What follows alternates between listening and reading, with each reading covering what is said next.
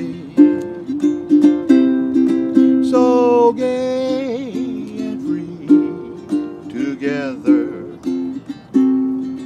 in a little hula heaven under a koa tree. Ever since I was a kid in elementary school, the Hawaiians, I watched them play. They play guitar, slacky. I was really into slacky with the guitar, and then played the ukulele, mainly because it's easier to carry.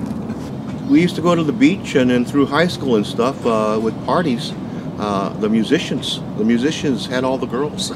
Believe me, I kept with it.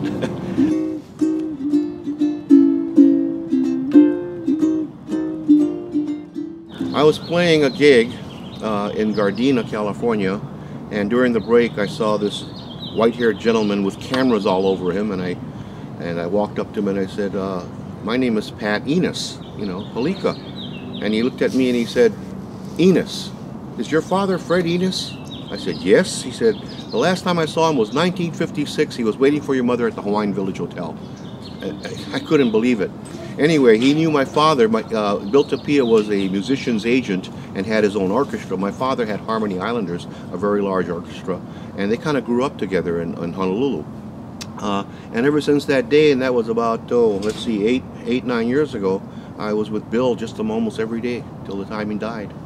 Now, Bill was a prodigy. At 11, 12 years old, he was making a lot of money in vaudeville and bringing that money home to his parents. And back in those days, when you make $6, $8, $12 in cash, I mean, that's a lot of money for those days.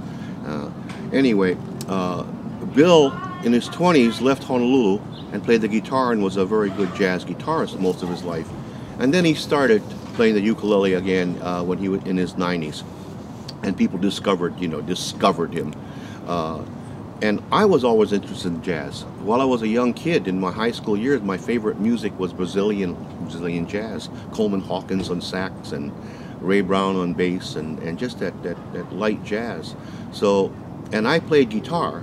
And I don't play lead guitar, but I know quite a few jazz chords.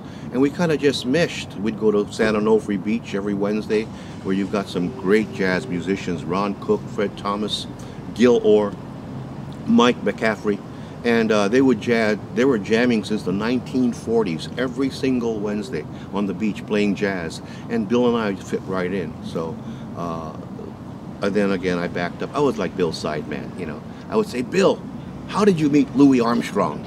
I'd lead him off, boom, and you can't turn him off. So we really got along well.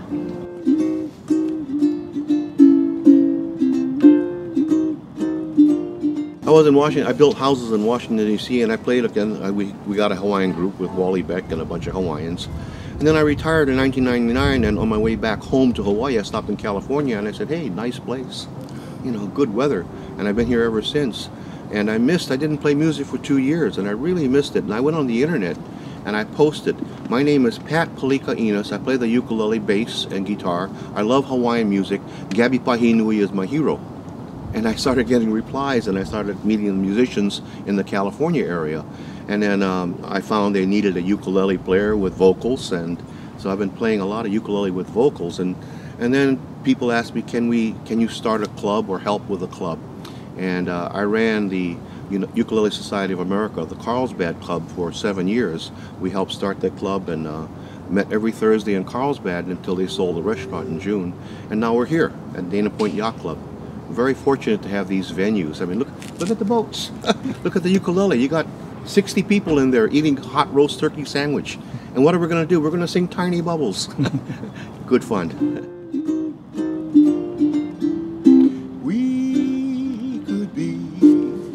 Together